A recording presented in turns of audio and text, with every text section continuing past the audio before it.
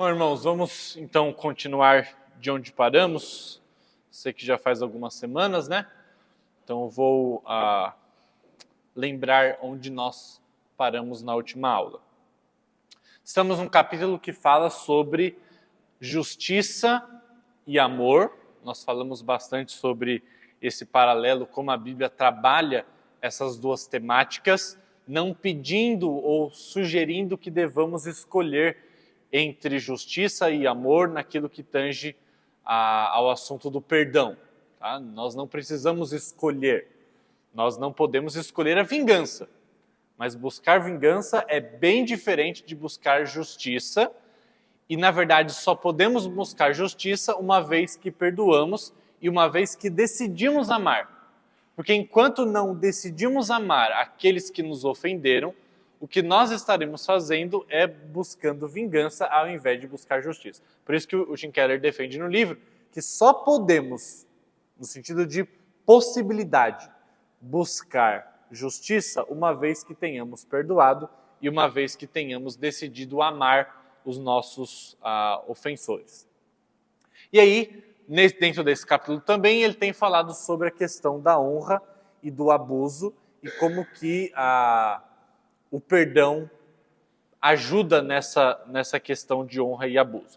E hoje, especificamente, ou agora, nós vamos entrar num subtema deste capítulo, que é o capítulo de número 6, que é justamente para mostrar quais são princípios bíblicos que podem ser extraídos do Evangelho ou principalmente da doutrina da substituição de Cristo na cruz e como que isso tem a ver com a ideia de buscar justiça, de amar e como isso se encaixa na ideia de perdão que nós temos trabalhado, sobretudo para não incorrer naqueles erros que nós já havíamos mencionados, ou de um perdão de uma graça barata, parece que você favorece que o indivíduo que pecou contra você continue fazendo isso, ou um perdão que exige um mérito daquele que te ofendeu, ou daquele que está com dívida para com você, para que você então o perdoe. E aí, da mesma forma, isso não pode ser considerado perdão. Então, eu vou trazer alguns princípios bíblicos, a gente vai conversar um pouco sobre eles e mostrar as implicações que eles têm. Então, o primeiro princípio que é extraído da substituição expiatória de Cristo na cruz por nós, é que o sentimento de injustiça e o desejo de vingança, sabe quando a gente sente que a gente está sendo injustiçado por alguma pessoa, aquele sentimento de, não, isso não pode continuar desse jeito, ou aquele desejo que a gente gostaria que a pessoa pagasse por aquilo. Esses sentimentos, que no final das contas são legítimos, é legítimo que a gente tenha esse sentimento de que alguma coisa injusta está acontecendo e não deveria ser assim, e que alguma justiça deveria ser feita nessa situação. Esse princípio bíblico diz que esses sentimentos eles são vindicados na cruz. A injustiça e a maldade são reais e Deus as odeia, e por isso que existe cruz. Então, hoje à noite eu vou pregar exatamente sobre isso, então não vou gastar tanto tempo aqui nesse tópico, mas Jesus suportou a ira divina contra o pecado na cruz para que esse sentimento de impunidade, de que a justiça não está sendo feita, e esse desejo de vingança que quase que brota naturalmente do nosso coração, uma vez que somos ofendidos, eles são vindicados através de Cristo suportando o pecado naquela cruz. E mostrando que o pecado e o mal não são coisas triviais. Não são coisas que Jesus pede para a gente fechar os olhos e fingir que não existe. Porque Ele não fez isso. Ele não fechou os olhos para o mal e para o pecado. Nós nos consolamos porque, embora nenhuma justiça na terra vai ser completa, e embora aqui sejam impossíveis reparações e restituições totais, sabemos que, em última análise, Deus vai corrigir todas as coisas, porque Ele já mostrou isso quando Jesus morreu naquela cruz. Então, nenhuma reparação vai ser total aqui. Talvez, financeiramente falando, até poderia ser total. Vamos supor que alguém te devesse uma quantia de dinheiro e aí então essa pessoa resolve te pagar a quantia total. Talvez nesse assunto poderia haver uma reparação total, mas talvez a dor de cabeça que você ficou, a preocupação que você ficou, se a pessoa ia te pagar ou não, talvez os juros que você pudesse ter ganhado com esse dinheiro investido e não ganhou porque estava emprestado. Ok, mas no geral, uma ofensa, uma traição, algo de mal que alguém fez contra nós, isso até a Bíblia tem o princípio da restituição, mas nenhuma restituição vai ser completa. Nada pode reparar o dano que foi feito, a não ser aquilo que Cristo fez perfeitamente naquela cruz. Então esse é o primeiro princípio que vem da obra de substituição de Cristo na cruz. O segundo, a cruz mostra que Deus está comprometido tanto com a justiça, tanto com o perdão. E isso nos dá a tranquilidade de sabermos que não precisamos então escolher uma coisa ou outra, já que Cristo faz isso perfeitamente na cruz, demonstrando para nós que não precisamos escolher. Quando Jesus morre na cruz, isso significa que de um só golpe, a justiça foi feita ao pecado. Deus não fechou os olhos para a maldade, ou para o mal, ou para o pecado no mundo. Mas, ao mesmo tempo, a porta para o perdão se abre. No mesmo evento, no mesmo golpe, Cristo naquela cruz, tanto é o símbolo de Deus fazendo justiça. Lembra? É errado dizer que na cruz Deus abriu mão da sua justiça por causa do seu amor. Isso é heresia. Deus nunca abre mão da sua justiça. Muito pelo contrário, Cristo só morre naquela cruz porque Deus leva a justiça a sério. Mas ao mesmo tempo, ele faz isso de uma maneira tão esplêndida que ele não precisa escolher entre fazer justiça e perdoar. Deus acopla o seu perdão com a satisfação das justas exigências da lei. E isso ele faz na cruz, e se ele faz isso, ele demonstra que esse é o caminho que nós devemos trilhar. Fazer justiça, mas ao mesmo tempo abrir porta para o perdão. Em terceiro lugar, o exemplo de Deus na cruz inverte a dinâmica de jogo de poder na opressão e no abuso. E aqui, o Tim Keller ele cita um texto, obviamente não é dele, né, que ele está citando, e é um texto muito interessante, eu vou ler ele na íntegra, de um autor falando sobre essa questão do abuso e esse jogo de poder que há, principalmente em abusos sexuais, mas não só, tá bom? E aí o texto é o seguinte: o impacto devastador do abuso, em grande parte, deve-se ao fato de que o abuso subverte os conceitos necessários para funcionar como uma pessoa relacional. Os abusadores recorrem frequentemente a técnicas de preparação, usando presentes, alguns toques inocentes, manifestações de bondade para condicionar a vítima e prepará-la para o abuso. Na maioria das vezes, os abusadores são indivíduos considerados seguros, confiáveis, ou mesmo que se acredita que cuidam sacrificialmente da vítima.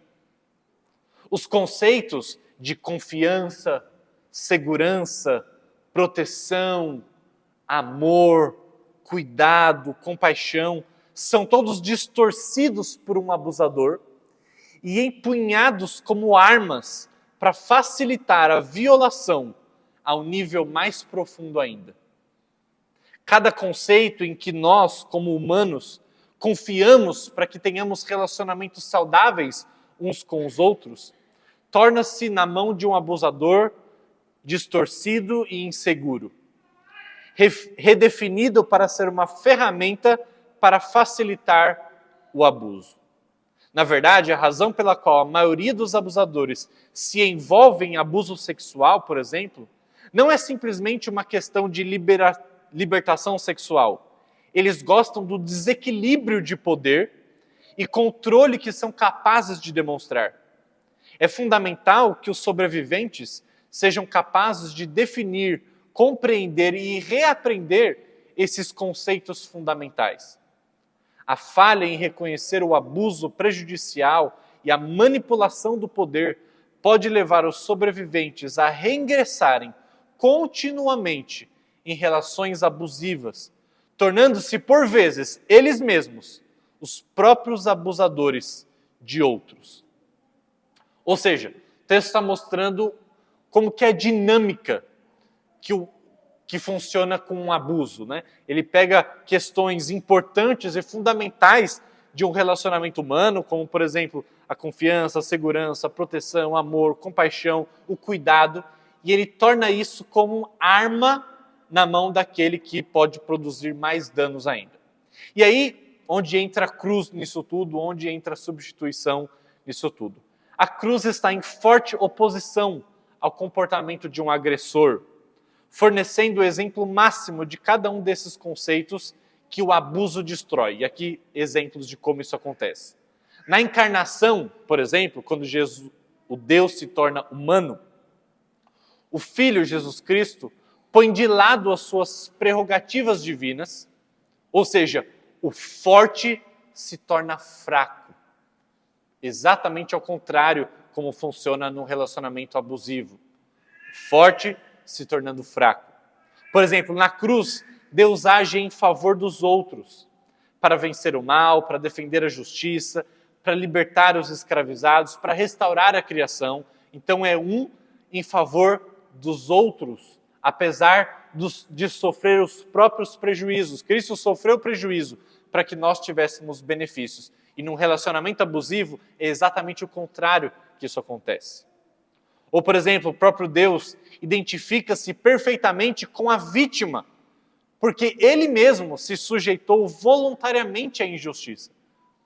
Esses dias eu estava conversando com o irmão aqui da igreja, o quanto é difícil, um dos sentimentos mais complicados na existência humana é lidar com a injustiça.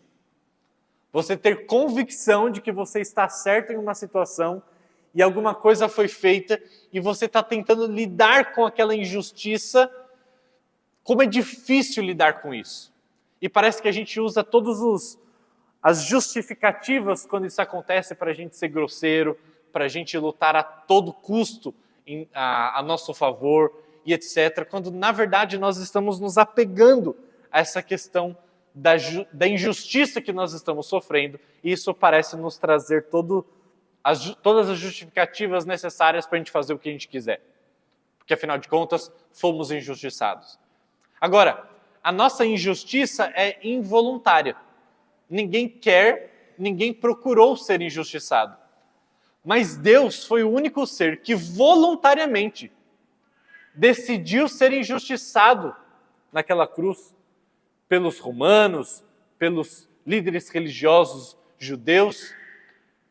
Ou seja, toda vez que a gente estiver com dificuldade de lidar com a injustiça que nos é causada dentro da soberania de Deus, nós devemos lembrar que o próprio Deus decidiu voluntariamente se colocar sob injustiça para que o autor de Hebreus, lá no Novo Testamento, pudesse dizer que nós temos um sumo sacerdote perfeito que pode se compadecer de qualquer coisa que estejamos passando, porque ele já passou por tudo isso. Então, quando eu e você estivermos sofrendo alguma injustiça de qualquer natureza, involuntariamente falando, devemos lembrar que o próprio Deus decidiu se submeter à injustiça humana para que ele pudesse se compadecer de nós. Uma outra coisa, a cruz, além de ser Deus se identificando com a vítima, a cruz é o repúdio máximo à ideia de que o poder deve ser exercido para benefício e prazer daqueles que possuem. Em toda a história, nós vemos apenas movimentos de mudança de quem está no poder. Na verdade, aquilo que Michel Foucault dizia, que sempre, no final das contas, o que existe é um jogo de poder. Lembra aquela história que uma vez alguns revolucionários socialistas chegaram para Foucault, que também era um socialista, e disseram para ele: olha, diante de tal injustiça que estava acontecendo naquela época, nós precisamos tentar defender um júri popular, porque senão aqueles que estão, os responsáveis por fazer justiça, vão sempre beneficiar os com mais poder. Vão sempre beneficiar aqueles que têm mais influência. Então a justiça não será feita. E nós precisamos intervir nisso. E chamaram Foucault para defender a ideia deles, né? E aí Foucault foi contrário, para surpresa deles, porque Foucault dizia, no final das contas, a gente só vai mudar quem está no poder. Hoje, vocês estão com medo daqueles que estão no poder influenciar ou injustamente fazer, entre aspas, justiça para aqueles que estão do grupo deles. Mas se vocês estiverem lá, ou se qualquer outra pessoa estiver lá, a única coisa que vai mudar é para quem eles vão fazer justiça. Então toda a história é apenas um jogo de cadeiras para quem vai favorecer os seus, ou a sua ideia de justiça. E embora em 99% das vezes Foucault estivesse correto dentro desse cenário, nesse 1% nós temos o próprio Jesus Cristo, que foge da reta, que foge do padrão. Aquilo que Jesus veio fazer foi verdadeiramente revolucionário, porque ele não está apenas mudando quem está no poder. Ele não está falando assim, César, sai daí, agora é minha vez. Deixa eu governar para os meus. Deixa eu favorecer aqueles quem eu acho que devem ser favorecidos. Não. Jesus tem o poder, e na verdade ele abre mão dele, para servir os fracos, os pobres, os oprimidos, aqueles que não poderiam dar nada para Jesus, aqueles que não poderiam recompensar nada a Jesus. A ideia de que o poder deve ser exercido para benefício dos outros, e não para benefício daquele que obtém o poder, contrariando toda a história da humanidade, que todos aqueles que tiveram o poder sempre usaram o poder para o seu próprio benefício. Além disso, na cruz, as vítimas têm a estrutura e a base para começar a definir adequadamente e compreender os conceitos que foram distorcidos, subvertidos e manipulados durante o seu abuso e começar a curar o dano que foi causado. Só na cruz que aqueles que foram vítimas de violência, de abuso, seja lá quais forem, podem ser restaurados pela mensagem da cruz. Então, finalmente, a única possibilidade de relacionamentos curados é se a justiça e o perdão forem buscados juntamente, usando o modelo da cruz. A cruz mostra à vítima a sua própria necessidade de perdão. Aquele que foi vítima em uma situação, em outra situação, foi o ofensor, foi o abusador em algum sentido. A cruz ajuda os cristãos a absterem-se de ver o criminoso como absolutamente diferente deles mesmos. Mas, ao mesmo tempo, faz com que o ofensor perceba que o verdadeiro arrependimento envolve a devida compreensão do mal que foi causado e a necessidade de uma correta punição e até de uma reparação daquilo que foi feito. Ou seja, justiça e perdão andando juntos. E aí, o Tim Keller cita uma menina que tinha sido abusada, e lá diante da corte, diante do seu abusador, ela diz a seguinte parágrafo. Ela diz para o seu abusador, uma menina cristã, oro para que você experimente o peso esmagador da culpa. Até que a gente pode imaginar, bom, isso aqui é a frase de alguém que não perdoou, certo?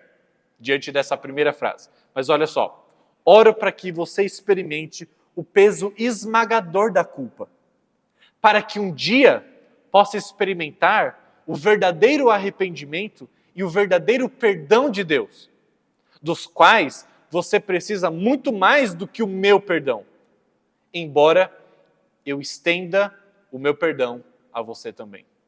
Ou seja, parece aqui uma expressão perfeita daquilo que o Tim Keller está querendo ilustrar nesse capítulo, ou do que a própria cruz ilustra para a gente. não é uma graça barata. Não é um perdão barato, no sentido de que quase que incentiva o abusador, o ofensor, continuar naquela prática maldosa. Não é, de forma alguma não é. Por isso que ela ora, eu oro para que você seja esmagado pela culpa, mas para que posteriormente isso te leve com arrependimento à cruz, para que você receba o perdão de Deus. Porque no final das contas você precisa mais do perdão dele do que o meu, embora o meu eu esteja te oferecendo ainda assim.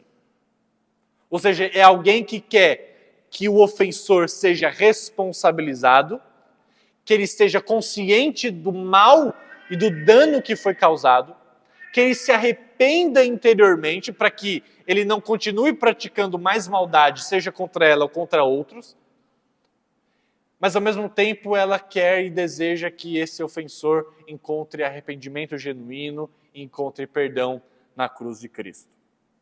Então esse é o equilíbrio que precisamos ter. E aí é fantástico como ele termina esse capítulo, porque ele vai ilustrar com agora um evento bíblico que é da Páscoa, né, do surgimento da Páscoa. Lembra que o surgimento da Páscoa vem lá quando o povo de Israel estava escravizado no Egito por 400 anos.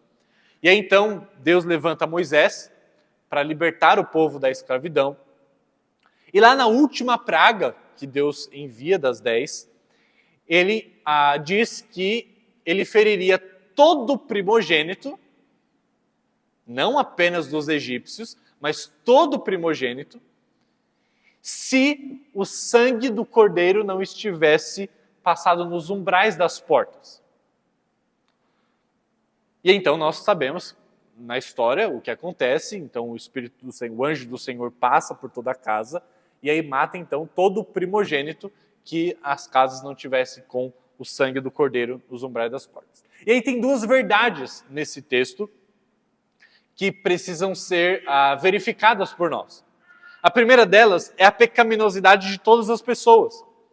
Deus não estava dizendo que Israel era um povo bonzinho, perfeito, legal, santo, justo, e que os egípcios eram os maldosos da história. E que Deus iria castigar só os maldosos da história. Não é verdade, essa história não mostra isso. Até porque, como Deus sabe do futuro, né, porque Deus não está presente, não está enquadrado no tempo, a gente sabe que logo depois que o povo sai do Egito, o que acontece? É ingratidão, é incredulidade, é gente que faz tudo errado. Deus sabe disso. O ponto ali é quando o anjo do Senhor passaria por toda a casa, e não somente na casa dos egípcios, que aponta para a realidade de que todos pecaram. Que todos careciam de reparação a Deus. Todos. Não apenas os egípcios. Mas Deus dá a oportunidade de exercer fé e apontando por um sacrifício que seria necessário, quando que o sangue do cordeiro deveria passar nos umbrais das portas. Ou seja, um outro princípio, além da pecaminosidade universal do ser humano, não apenas dos egípcios, mas de todo mundo, até de Israel, mas a segunda realidade é de que haveria e há a necessidade universal de um substituto. Ou seja, um primogênito da casa de um israelita que tivesse o sangue nos umbrais das portas, e o anjo do Senhor tivesse passado e não tivesse tirado a sua própria vida, ele entenderia, eu estou vivo, mas um cordeiro precisou ser morto para que eu estivesse vivo. Alguém precisou morrer. Foi necessário uma substituição. O cordeiro foi morto no meu lugar. E justamente essa ideia é para onde a Páscoa aponta. Para a universalidade do pecado, todos pecaram, todos merecem o castigo de Deus, mas há a necessidade de um substituto. E na Páscoa entendemos quem é esse substituto. O sangue dos animais, Hebreus capítulo 10 fala, que não poderia expiar pecados. Na verdade, os primogênitos foram preservados naquela última praga, não porque o sangue do cordeiro estava nos umbrais das portas, mas por aquilo que representava o sangue daquele animal. E a fé demonstrada por aquela atitude de passar o sangue nos umbrais das portas, na verdade apontava para o verdadeiro sacrifício de Cristo, que de fato pode remir os pecados. Como João diz lá no capítulo 1 do seu evangelho, eis o Cordeiro de Deus que tira o pecado do mundo. Esse é o verdadeiro Cordeiro que nos perdoa e nos salva. Portanto, esse é um bom exemplo de como a obra substitutiva de Cristo na cruz propicia a realidade do perdão para nós, mas ao mesmo tempo de fazer justiça. Agora, no próximo capítulo que o Tim Keller entra, ele começa a falar de alguns componentes básicos do perdão, e aí ele gasta bastante tempo aqui, e eu quero gastar bastante tempo aqui também. Tá? Esse é um dos capítulos que, na minha opinião, são os mais importantes, ou talvez o mais importante do livro. Então, a compreensão cristã do perdão, ela é rica e ela tem mudado o mundo todo. Como já dissemos em outros capítulos, a ideia do perdão que a Bíblia apresenta, você não encontra em nenhum outro lugar, nenhuma outra religião.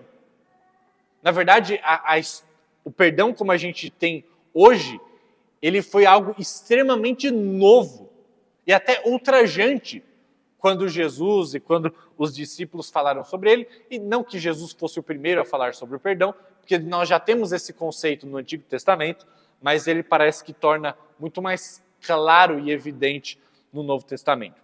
E aqui nós temos algumas diretrizes que Jesus deu, pelo menos 2 pares de diretrizes sobre esse assunto. A primeira é que tem 2 textos bíblicos que parecem contraditórios. E toda vez que eu falo sobre perdão, quase toda vez, alguém me vem com essa pergunta. Mas pastor, você falou de perdão, que o perdão não pode ser merecido, porque senão não é perdão, é salário. Eu entendo, mas pastor, a pessoa não tem que se arrepender para que eu a perdoe? E eu entendo quando a pessoa pergunta isso para mim, porque tem 2 textos bíblicos que parecem se contradizer. O primeiro deles, Marcos 11, 25, fala que se você estiver orando e você lembrar que alguém fez alguma coisa contra você, você deve perdoar imediatamente. Essa é a ideia do texto. Tá? E esse texto sozinho, eu vou ler o texto aqui, né? Quando estiverem orando, se tiverem alguma coisa contra alguém, perdoem-no, para que seu Pai no céu também perdoe os seus pecados. Ou seja, parece uma coisa imediata. Você está orando, lembrou que alguém tem alguma coisa contra você, perdoe. Ali. Você não vai conversar com a pessoa, você não vai ver se ela se arrependeu, nada. Você perdoa ali, no ato. Só que, se tivesse só esse texto, a gente poderia cair no erro da graça barata. Uma graça que não exige arrependimento, que não exige mudança ou nada assim. E aí tem um outro texto, de Lucas 17, versículo 3 e 4, que dizem assim: se um irmão pecar, repreenda-o. E se ele, preste atenção, se ele se arrepender, perdoe-o. Mesmo que ele peque contra você 7 vezes por dia, e a cada vez se arrependa e peça perdão, perdoe. Ou seja, não parece uma contradição? Um texto está dizendo, olha, se estiver orando ali sozinho, e você lembrar que alguém pecou contra você, perdoe imediatamente. Mas Lucas, diferente ali do Evangelho de Marcos, diz que se ele se arrepender, ainda que pecar contra você 7 vezes no mesmo dia, mas se ele pedir perdão e se arrepender, você deve perdoá-lo. Mas se arrepender, você fala, mas peraí, ou é uma coisa ou é outra. E como a gente sabe que a Bíblia não se contradiz, né, se a gente já parte desse pressuposto, então a gente precisa encontrar uma explicação para essa aparente contradição do texto bíblico. Bom, a maneira melhor de interpretarmos essa diferença é entendermos que existem 2 dinâmicas do perdão. Uma interna e outra externa. Eu já falei isso em outra aula aqui. Marcos 11, 25, aponta para a ideia de que perdoar significa estar interiormente disposto a não se vingar. É um perdão que a gente chama de interior. É uma disposição interior de de não buscar vingança, de não mais atribuir, de assumir o ônus daquilo que lhe foi feito. Já Lucas 17 fala de um perdão no âmbito exterior, de uma busca por reconciliação. A vítima, em qualquer um dos casos, deve perdoar internamente. Deve ter uma disposição de coração de não buscar vingança. Todo mundo precisa fazer isso. Enquanto a reconciliação depende de o ofensor reconhecer o mal que foi feito e de se arrepender ou não. Alguns chamam essa diferença entre perdão interno e externo de atitude de perdão, que seria o perdão interno, e de um perdão de reconciliação, que seria um perdão externo. Eu já usei o exemplo aqui, mas é como se você tivesse... Então, alguém tem uma dívida com você, alguém aí te deve R$1.000. Aí você pega uma nota, alguma coisa assim, e fala assim, olha, a dívida que você tinha comigo, demonstrada por essa garrafa aqui, vou colocar aqui, ó. Isso aqui representa que você não tem mais nenhuma dívida comigo.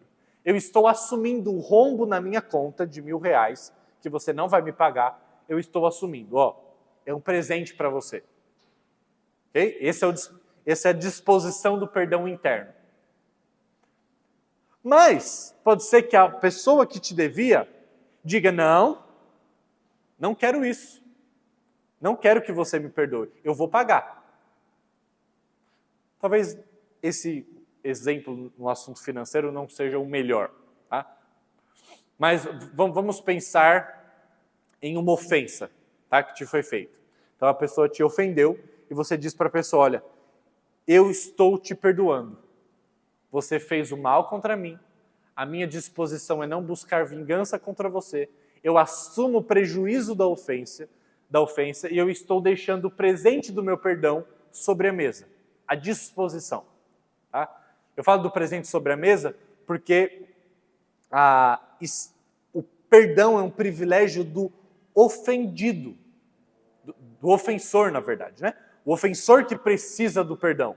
Então você deixou ali para ele. Mas se ele não reconhece que te ofendeu, ou se ele não se arrepende que te ofendeu, ele decide não tirar o perdão sobre a mesa. Você ofereceu, você colocou lá, ele diz, eu não quero o seu perdão. Porque na verdade eu quero é te ofender de novo. Ou eu nem acho que eu te ofendi. Ou seja, o primeiro aspecto do perdão foi realizado. A disposição interna de você não se vingar e de oferecer o perdão foi realizada. Mas não é sua responsabilidade se a pessoa vai decidir pegar aquilo ou não. E, gente, isso traz uma transformação gigantesca para os nossos relacionamentos. Porque, às vezes, você já fez tudo o que deveria. Você já procurou a pessoa, você já exortou, você já nomeou a dívida, que é uma coisa que a gente já viu em aulas passadas. Você já disse, olha, você fez isso contra mim. Você me ofendeu desse jeito. Está aqui, ó. E eu estou te oferecendo perdão. Mas se a pessoa não reconhece isso, não há como o relacionamento ser restaurado. Então, eu estou dizendo isso para aqueles que estão nessa situação e que talvez carreguem o peso da culpa de o relacionamento não ser mais o mesmo. E se você já fez a sua parte de nomear a dívida, de procurar o ofensor e repreendê-lo, e ele não se arrepende, o problema do relacionamento não ter sido restaurado já não é seu. Você pode orar por isso, você pode continuar procurando o bem do ofensor até que ele se arrependa, mas a culpa do relacionamento não ter sido restaurado não é sua. É a mesma coisa com o Evangelho. Deus vem, morre na cruz, oferece o perdão pelo Evangelho, mas se você não se arrepende, não crê, não recebe pela fé o presente oferecido, o relacionamento com o Criador não é restabelecido. Deus ofereceu, mas se você não aceitou, se você não recebeu com arrependimento, o relacionamento não foi restaurado. Então, eu continuo dizendo, é verdade que perdoar é melhorar relacionamento, mas perdoar no segundo sentido, que sempre depende do primeiro. Vou me fazer entendido. O primeiro sentido é o perdão interno, ok? Que todo mundo deve fazer. O segundo sentido é o perdão externo, que é a restauração no relacionamento. O perdão da restauração do relacionamento precisa necessariamente do perdão interno. Claro. Só que muitas vezes o perdão interno acontece e o perdão externo não, porque a outra pessoa não quis. Ok? Sempre devemos procurar a melhora do relacionamento. Não existe esse negócio de eu perdoo, mas o relacionamento nunca mais será o mesmo. Não. O Evangelho é a prova clara de que não. Nós fazemos o que fazemos contra Deus todos os dias e Deus continua oferecendo um relacionamento cada vez mais íntimo, cada vez mais profundo. E Ele diz, façam a mesma coisa uns com os outros. Esse é o ideal a ser buscado. Agora, esse ideal a ser buscado precisa das duas partes. Se uma das partes não se arrepende, igual o texto de Lucas nos fala, e não aceita que errou, e não pede perdão e não se arrepende, não há como esse relacionamento ser restaurado. Então deixa eu aplicar isso a casamentos. Alguém pecou contra você, seu cônjuge. Qual é a sua tarefa? Imediatamente.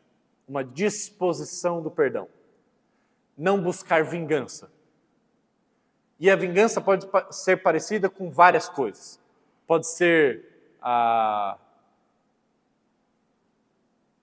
uma ausência, um distanciamento emocional, físico, pode ser a retaliação de fato com alguma coisa.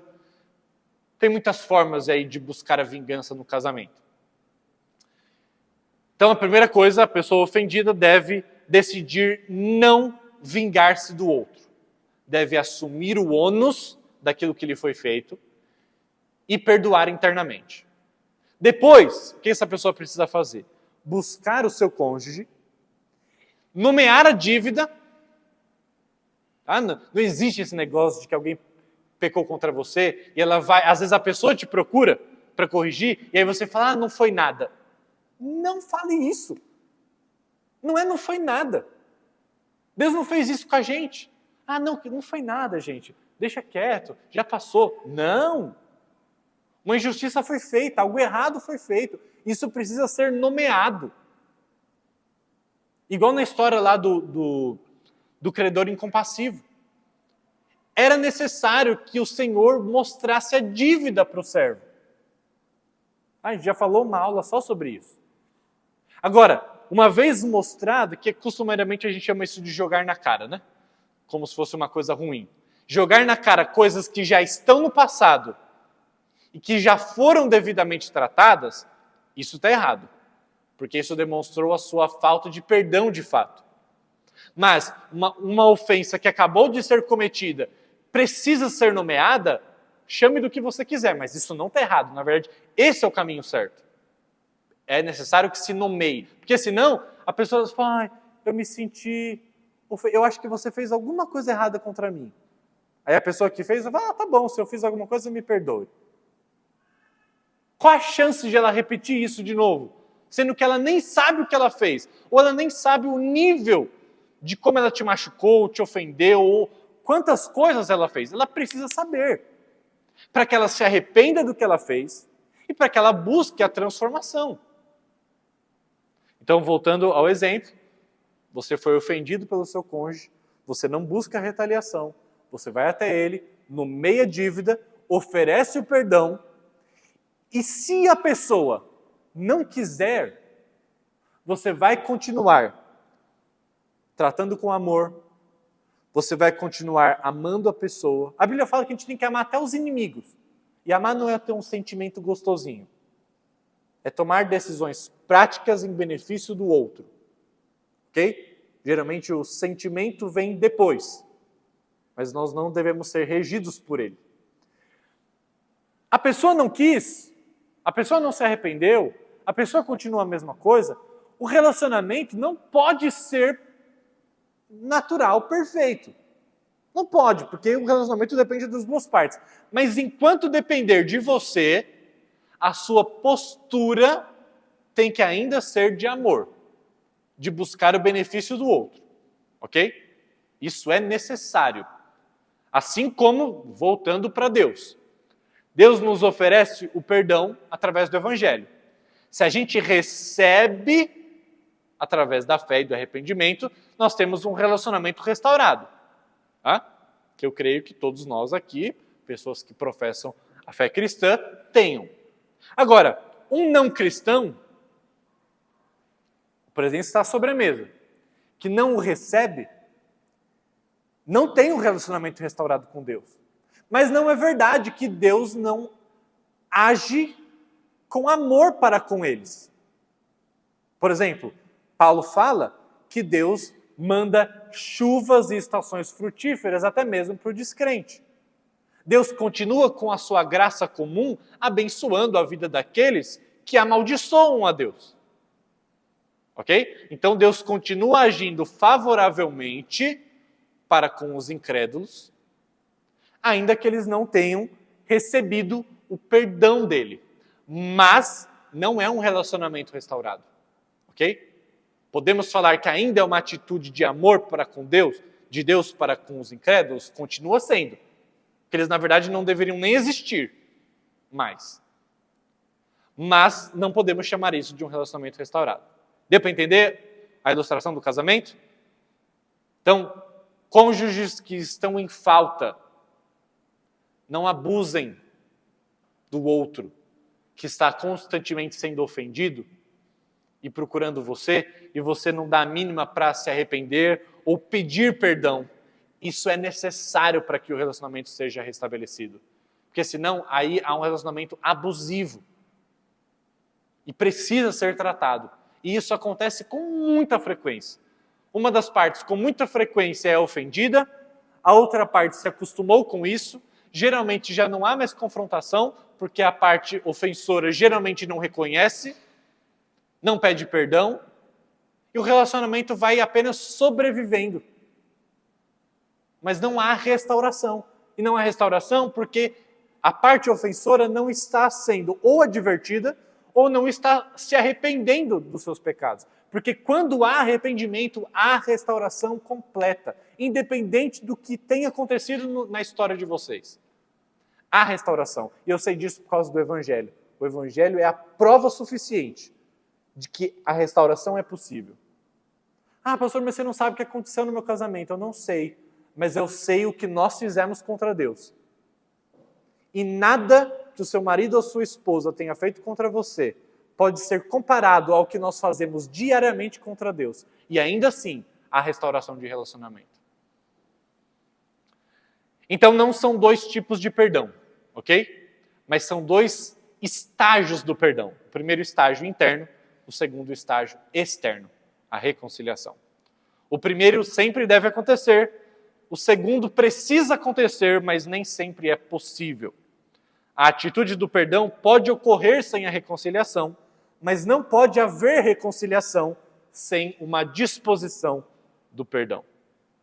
Então, a falta de vontade de se arrepender por parte do ofensor não é desculpa para amargura contínua, algo que a Bíblia diz que inevitavelmente vai envenenar a nossa alma. Hebreus 12 fala isso. Duas lições que podemos tirar aqui desse princípio. Primeiro, o perdão cristão nunca é simplesmente individualista, preocupando-se apenas com a cura interior do seu coração. Ah, eu vou perdoar só porque eu não quero ser consumido pela amargura. Só porque isso não faz bem para a pele. Então, eu vou perdoar pensando em mim mesmo. Não. O perdão vai sempre gerar o benefício para aquele que perdoa, mas não é esse o foco. A preocupação de Deus é com a cura exterior, social, comunitária. Deus quer que relacionamentos sejam restaurados e não apenas que indivíduos lidem bem com a questão da amargura. O perdão interior deseja e busca a reconciliação, mesmo que o ofensor não faça. Portanto, o perdão nunca tem a ver apenas com a paz interior da vítima, por mais importante que isso seja. E os modelos terapêuticos da nossa época deixam essa preocupação, na verdade, como proeminente, né? Os modelos terapêuticos hoje não se preocupam com a restauração do relacionamento em si, mas com como você sente. Você está assim, libere o perdão para que você se sinta bem. Não é assim. Em segundo lugar, o perdão cristão nunca prejudica a busca pela justiça, mas a promove. Por quê? Porque o perdão interior muda a atitude do coração, de um desejo de causar dor no ofensor, para um desejo do bem do ofensor, que passa por ele ser corrigido, que passa, muitas vezes, por ele enfrentar a justiça civil. A essência do perdão interiores significa passar da antipatia para o amor. E o amor é desejar genuinamente o bem de alguém, colocando a felicidade de alguém na felicidade dos outros, para que a prosperidade dos outros lhe traga a alegria. O amor, então, é a essência de conceder o perdão, e o modelo secular de perdão merecido deixa o amor de fora.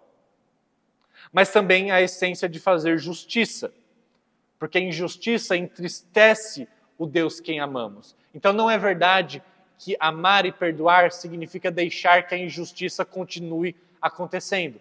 Não é verdade. Devemos procurar justiça, mas só poderemos fazê-lo assim que tivermos perdoado e amado. Porque uma vez que nós amamos, nós vamos procurar justiça pelo bem do ofensor.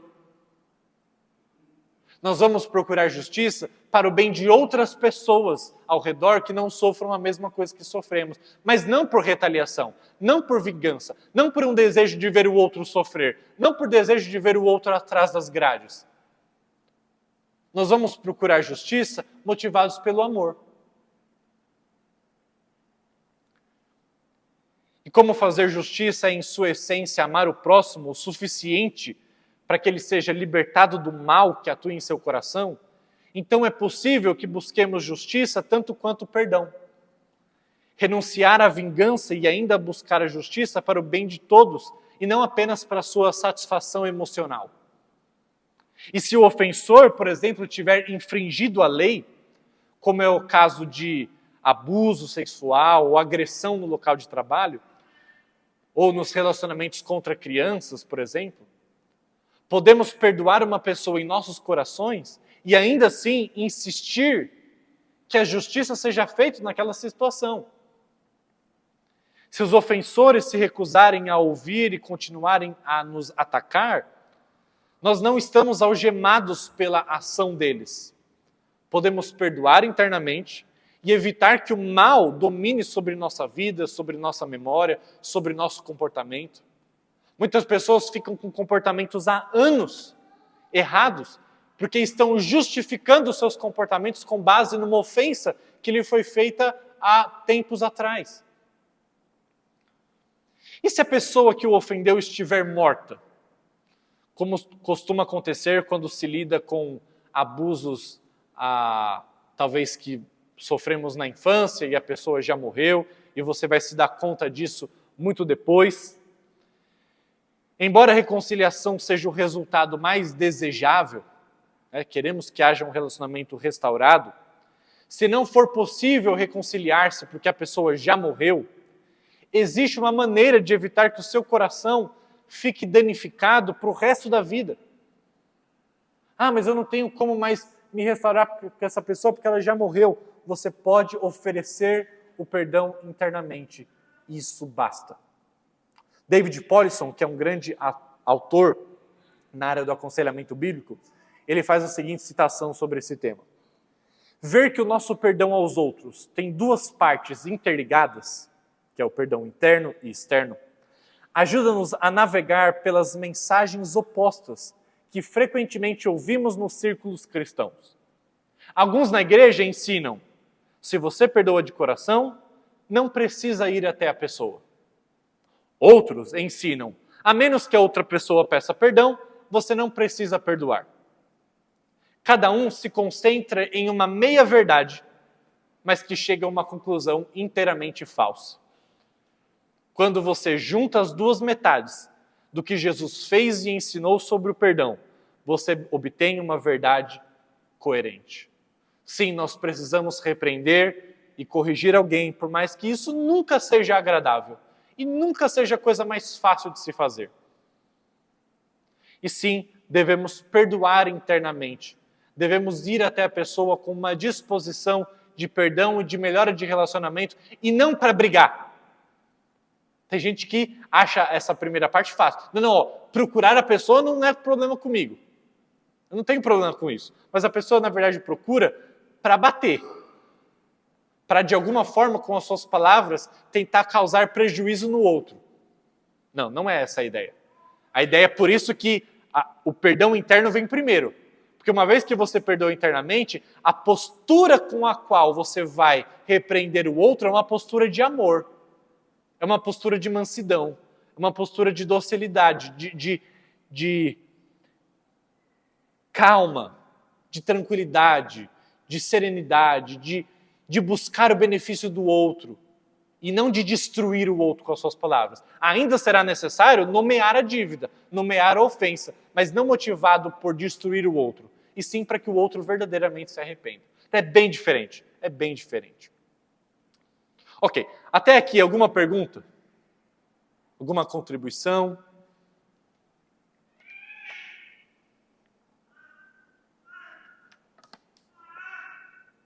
Senão eu vou continuar para um outro tópico agora. Dou-lhe uma, dou-lhe duas, dou-lhe três. Vamos lá. Na próxima parte ainda desse mesmo capítulo, agora o Keller vai começar a mostrar diretrizes que Jesus deu, não agora mais sobre como buscar o perdão interno e externo, mas sobre amar os inimigos. E aí eu vou ler o texto com vocês de Mateus capítulo 5, versículo 38 a 42, lá no Sermão do Monte. O texto diz assim, Jesus, vocês ouviram o que foi dito, olho por olho, dente por dente. Eu, porém, lhes digo que não se oponham ao perverso. Se alguém lhe der um tapa na face direita, ofereça também a outra. Se você for processado no tribunal e lhe tomarem a roupa do corpo, deixem que também levem a capa. Se alguém o forçar a caminhar 1 milha com ele, caminhe 2. Dê a quem pedir e não volte as costas a quem quiser tomar emprestado de você. Quase todos os comentaristas nesse texto dizem que Jesus não está derrubando a chamada lex talionis, que é justamente a lei do olho por olho, dente por dente. Para quem não sabe, essa é uma lei que foi dada lá no Antigo Testamento, em Êxodo, repetida em Levítico, repetida em Deuteronômio, que era para funcionar da seguinte maneira. Quando alguém faz alguma coisa contra você, a punição que não deveria ser exercida por você mesmo, e sim naquele caso ali, pelo Estado, que era representado ali pela liderança que Deus estabelecia para o povo, deveria ser feito de maneira justa. Então, olho por olho, dente por dente, a ideia é de se alguém tirou o seu dente, a justiça deveria ser feita tirando o seu dente também, e não cortando a sua cabeça, entendeu?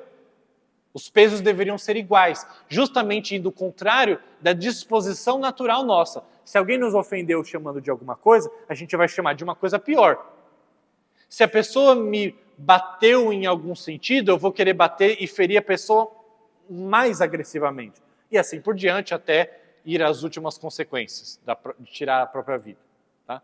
Então, a ideia dessa lex talionis, desse olho por olho, dente por dente, é uma questão justa na Bíblia. Não era para vingança pessoal. Nunca foi dado nesse intento. Okay? Se fosse assim, então Jesus estaria indo contrário à lei do Antigo Testamento, o que seria um problema. Porque a lei do Antigo Testamento é a expressão do caráter de Deus. E se Jesus é Deus, como ele pode ensinar algo diferente do próprio caráter? Percebe? Então, o Antigo Testamento nunca favoreceu a vingança pessoal. E sim, naquela determinada época, naquele local, a justiça precisaria ser feita desse modo. Não podemos fazer justiça indo além do que foi feito. Ok? Por isso que o sinal da justiça é uma balança. Porque a balança precisa estar equilibrada. Se alguém faz alguma coisa contra você e ela é punida muito mais severamente do que ela fez, então essa balança está em desequilíbrio, isso é injustiça. Então a regra foi dada, como mostra o contexto do Antigo Testamento, para fornecer ao sistema judicial da nação de Israel uma fórmula de punição.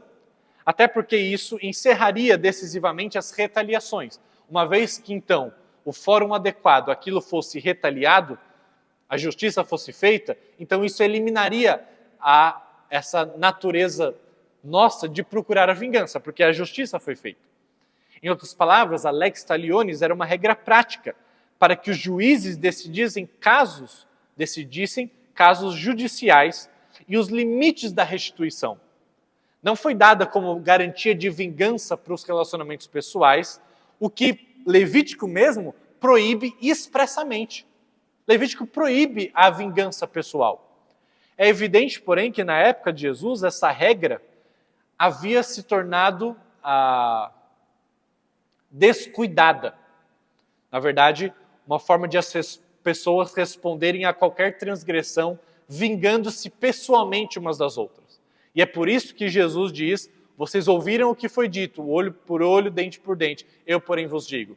Porque ele estava combatendo uma prática errônea da maneira como as pessoas estavam usando a lei do Antigo Testamento. Jesus, na verdade, ele estabelece um princípio surpreendente. Não resistam ao homem mau. Jesus está dizendo, na verdade, então, que podemos e devemos permitir que uma pessoa faça o mal continuamente e faça o que quiser conosco.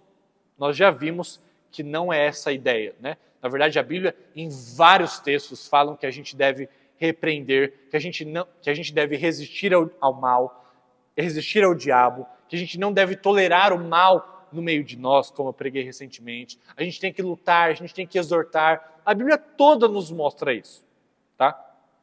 Na verdade, a gente não deve permitir que o mal siga o seu caminho, mas devemos, no entanto, conforme Romanos 12, 18 diz, devemos vencer o mal com o bem, sem simplesmente destruir o malfeitor.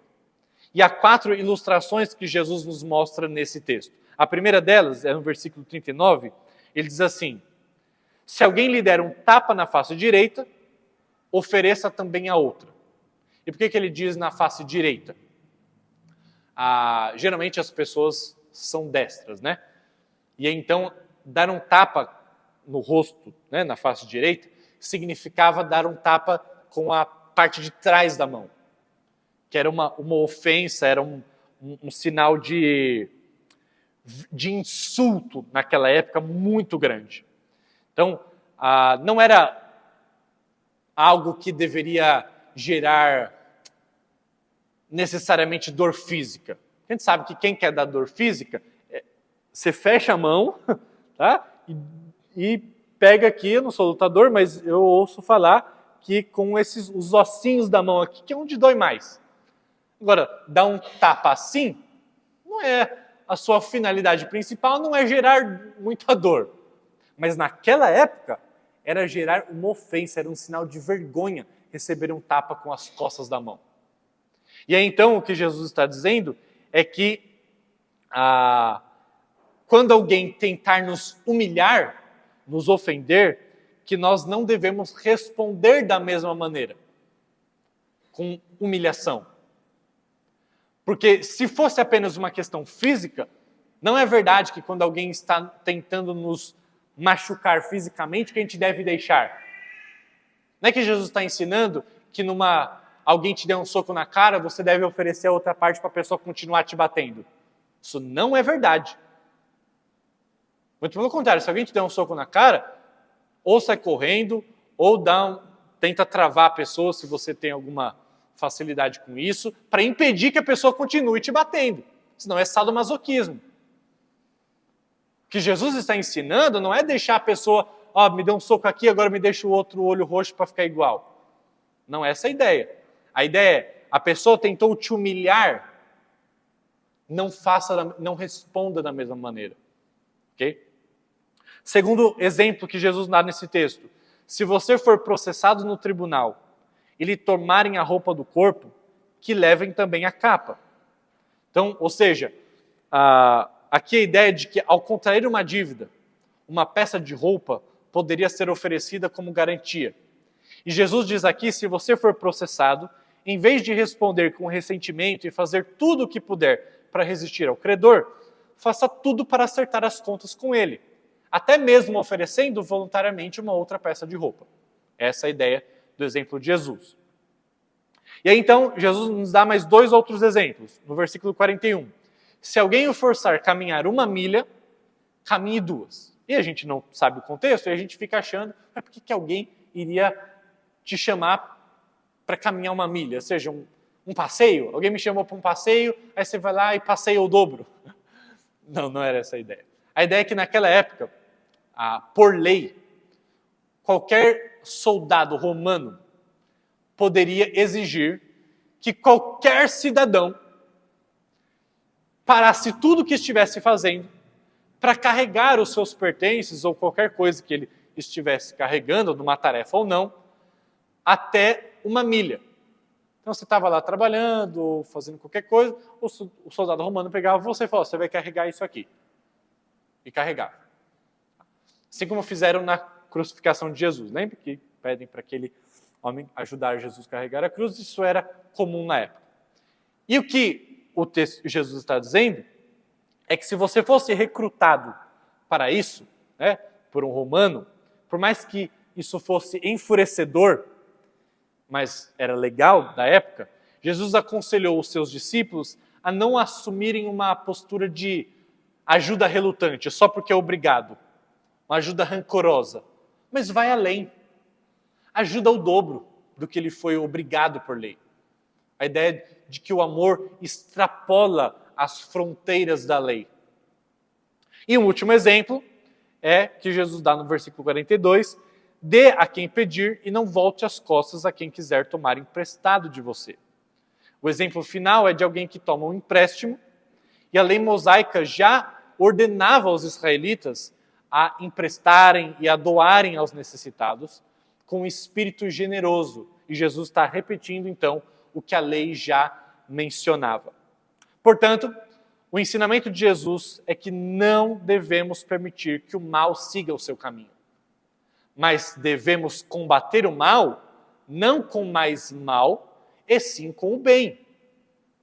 Um soldado romano te obrigou a andar 1 milha? Mas de 2. Alguém te humilhou, ao invés de humilhar a pessoa, não faça o mesmo, não retribua com a mesma moeda. Devemos resistir ao mal. Os cristãos não devem visar os malfeitores para feri-los ou ferir as suas reputações. Em cada um dos estudos de caso de Jesus, ele exorta os crentes a não responderem às transgressões com fúria, com orgulho ferido ou com espírito de vingança, e sim com o bem. Porque do contrário, estaríamos fazendo como os gentios, como os que não conhecem a Deus. Porque é natural do ser humano responder com maldade, mas é antinatural, fundamentado e capacitado pela graça, respondermos com amor.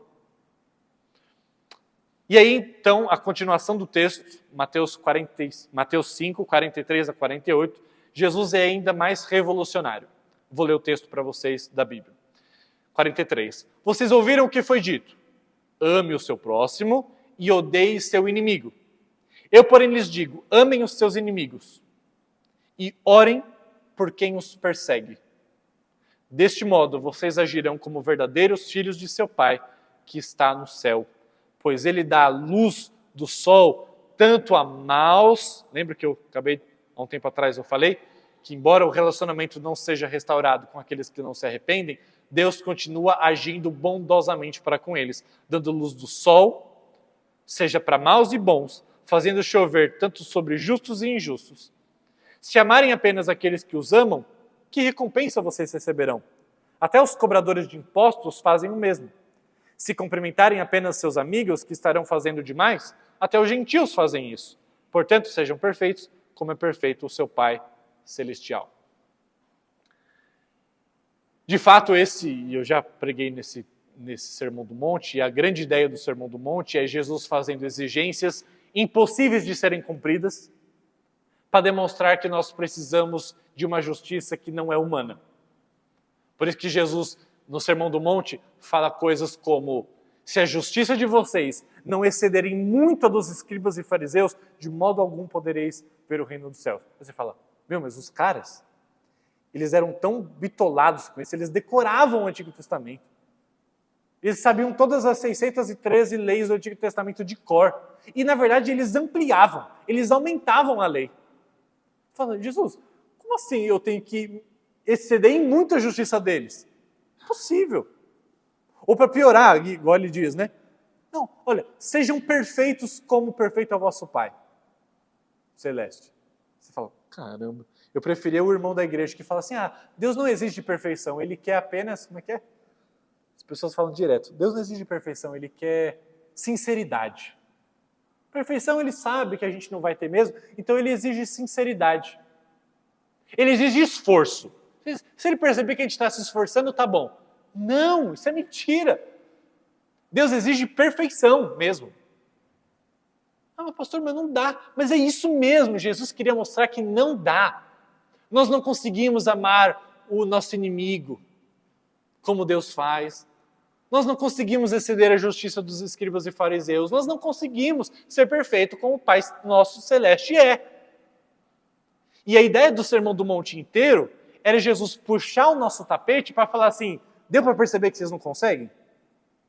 Porque o que eu vim para esse mundo fazer é aquilo que vocês não conseguem. Se vocês conseguissem, para que eu vim?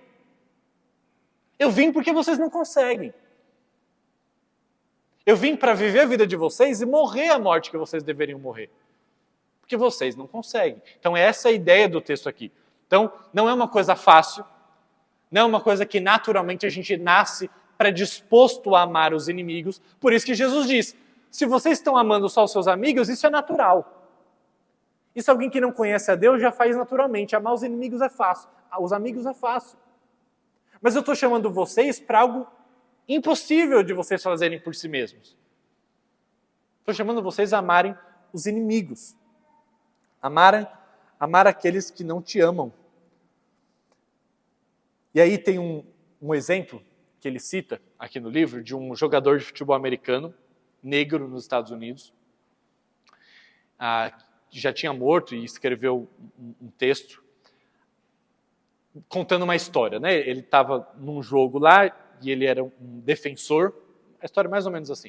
Ele era um defensor e aí do outro time veio um rapaz que estava prestes a fazer um ponto lá importante no jogo, e aí ele foi lá e agarrou o cara e impediu que aquilo fosse feito.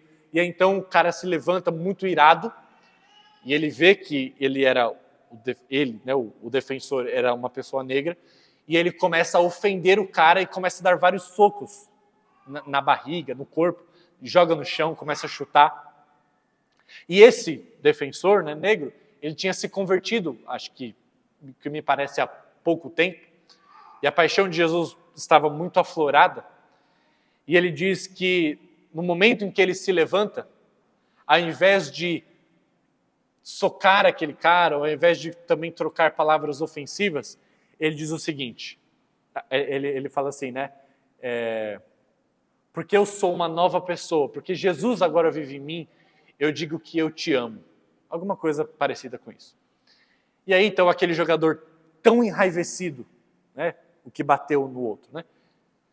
Não consegue nem continuar na partida, ele vai embora, sai, vai para o vestiário. E aí, depois do jogo, eles se encontram em algum lugar assim, e aquele que tinha batido, né, que tinha ofendido aquele jogador negro, ele diz o seguinte: você fez mais para acabar com o meu preconceito ao me dizer que me amava do que faria se tivesse me dado um soco na minha cara. Ou seja, se você tivesse dado um soco na minha cara, você teria agido exatamente como eu. E isso não teria me ferido. Mas dizer o que você me disse quando eu estava te batendo, isso fez muito para acabar com o meu preconceito. Porque eu percebi que a sua pele não tem nada a ver com o seu caráter. E isso acabou com o meu preconceito. Ou seja, é a ideia que Jesus está mostrando aqui. É vencer o mal com o bem. E isso, como é tão sobrenatural e como não é natural nosso, isso transforma as pessoas. Isso muda as pessoas. Eu lembro de um conselheiro bíblico, lá na semana de conferência de aconselhamento bíblico, ele estava falando do filho dele, o filho dele começou a ser zoado na escola, muito, toda vez ele vinha, ou batiam nele, ou humilhavam ele, o menino já não queria mais ir para a escola, por causa de um garoto específico. Talvez nós pais, naturalmente, né, a gente quer ir lá na escola, esganar o menino, pegar os pais, né, fazer uma revolução ali, porque um dia se viu. Mas aquele pai, que também é pastor, teve uma ideia diferente. Ele falou o seguinte: a Bíblia fala, filho, que é difícil isso. É difícil, filho, você está sendo injustiçado. Essa é a maldade que o mundo tem. Isso não é uma coisa que você nunca mais vai receber na vida. O mundo é assim. Mas a Bíblia nos ensinou, Jesus nos ensinou a vencer o mal com o bem. Então o que você vai fazer? A gente vai no shopping hoje e a gente vai comprar um presente para esse menino. E a partir daquele dia, ele comprou um presente, deu, e todo dia ele dava um bombom, alguma coisa, e sempre... E aquele menino, ele ficou uma criança, tá? Estou nem falando de adulto. Porque adulto a gente poderia imaginar, não, vou ficar constrangido, né? Estou fazendo mal para a pessoa vai lá e faz o bem para mim, a gente fica constrangido. Mas uma criança, a gente pensa, será? Aquele menino ficou constrangido. E nunca mais ofendeu. Eu não lembro da continuação da história perfeitamente, não sei se viraram amigos ou o que aconteceu. Mas, ou seja, fazer o bem com quem está tentando te prejudicar é uma coisa que amontoa brasas vivas sobre a cabeça de alguém. É uma coisa que transforma. E é esse o paradigma do perdão que Jesus está nos ensinando. Alguém te ofendeu, alguém está tratando você como se fosse seu inimigo, então trate bem, ame. E aqui, eu não estou falando do casamento, tá? Porque, por mais que a pessoa faça algo errado com você no casamento, ou te ofenda alguma coisa, essa pessoa não é sua inimiga. Essa pessoa é sua melhor amiga, ou deveria ser, ok? Então não aplique isso ao casamento. Você poderia aplicar nesse sentido, olha, se a Bíblia me manda amar até mesmo o meu inimigo de fato, quanto mais o meu cônjuge, que não é meu inimigo.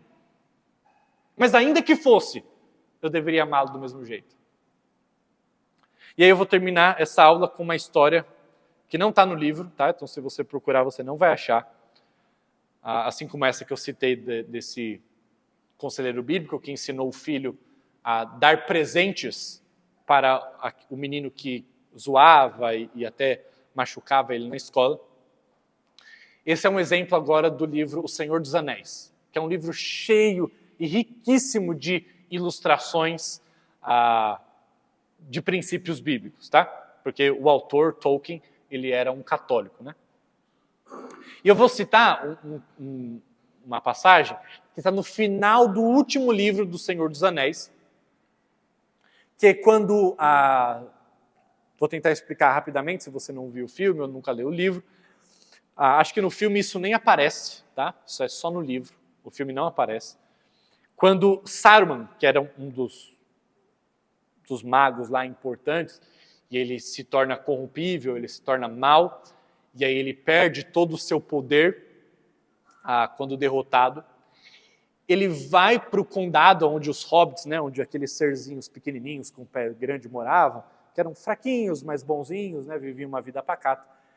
E nessa ele vai e destrói o condado, ele bota fogo nas vegetações, tudo, ele destrói um lugar bonito, muito bonito, né, como Tolkien gosta de representar, e destrói. E quando os pequenos hobbits, né, os heróis da história ali, né, voltam da sua jornada, e eles chegam na sua casa e percebem que tudo foi destruído por retaliação, porque o mal perdeu, e o mal não sabe perder, e o mal foi lá, então, destruiu o lugar da morada deles.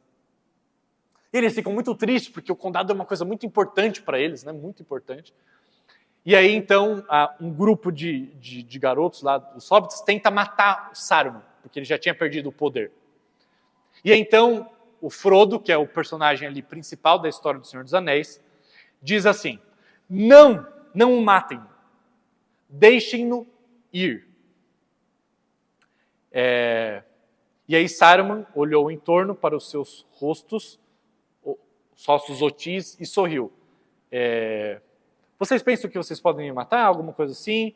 Não pensem que eu perdi todo o meu poder. Mas aí Frodo disse: não acreditem nele. Ele de fato perdeu todo o poder. Não é por isso que vocês vão deixar de matá-lo. Mas não quero que ele seja morto. É inútil enfrentar a vingança com vingança. Isso não sara nada. Isso não vai restaurar nada. As vegetações não vão voltar a crescer porque a gente matou o Saruman.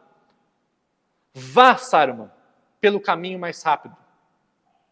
E aí Saruman diz para Frodo: verme.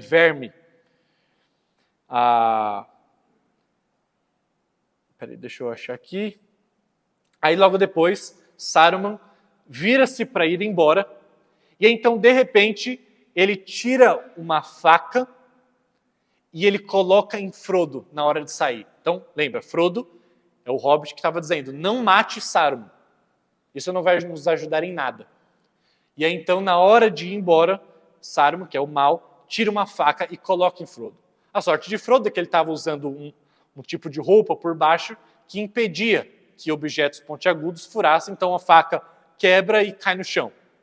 Mas nisso, os amigos de Frodo, ao verem que mesmo Frodo defendendo que Saruman continuasse vivo, ficaram tão revoltados que todos foram para matar Saruman.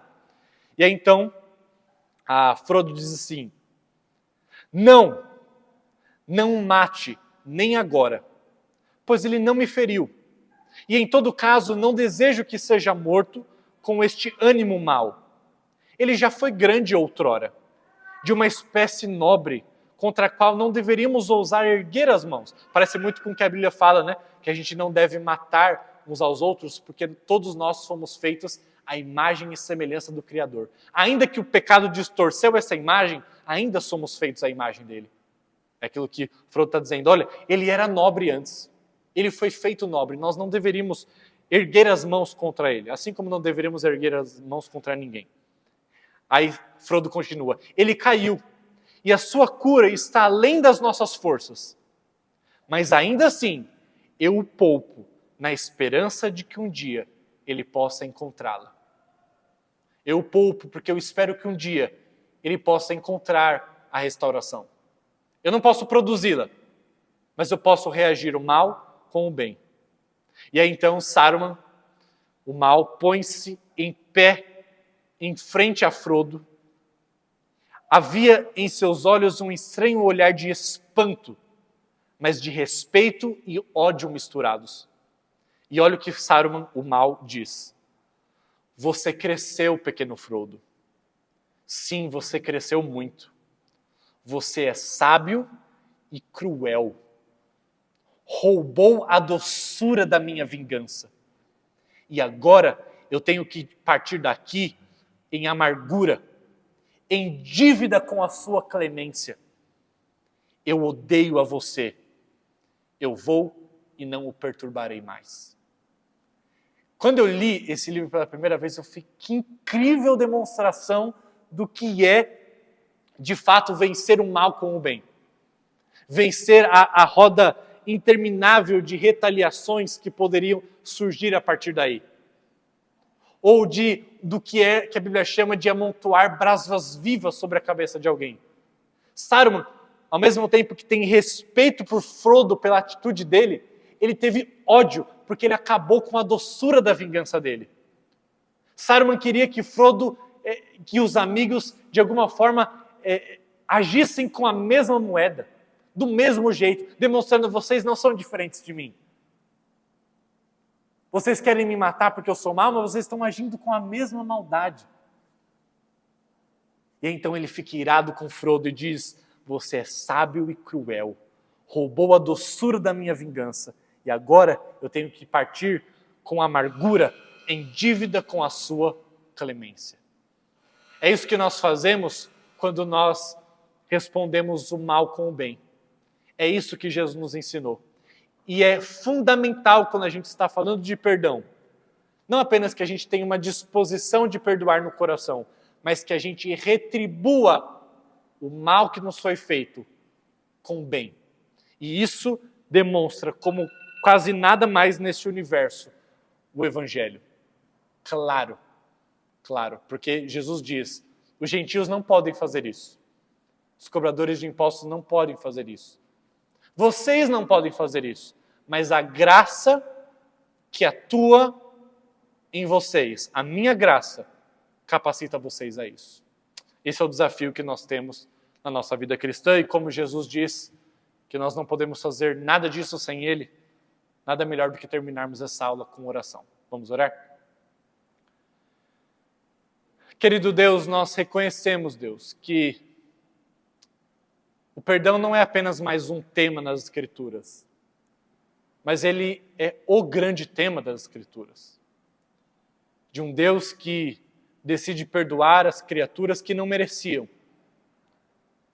Um Deus que apenas não demonstra uma disposição ao perdão, mas que oferece a restauração de relacionamento.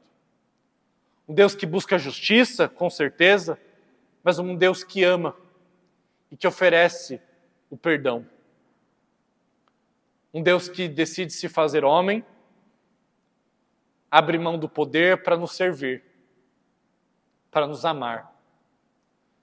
Um Deus que faz o bem por aqueles que eram seus inimigos. E essa história, Deus, é tão poderosa que ela é capaz de nos capacitar a fazer aquilo que nos é humanamente impossível, que é amar da mesma maneira, que é perdoar da mesma maneira, que é buscar o bem para aqueles que têm nos feito mal. Ajuda-nos, Deus, não apenas para que sejamos tratados interiormente, mas que o Teu nome seja glorificado por meio dos nossos relacionamentos. Deus, queremos Te honrar, queremos glorificar o Teu nome, por isso ajuda-nos, pois sem Ti nada podemos fazer. Assim oramos em nome de Jesus. Amém.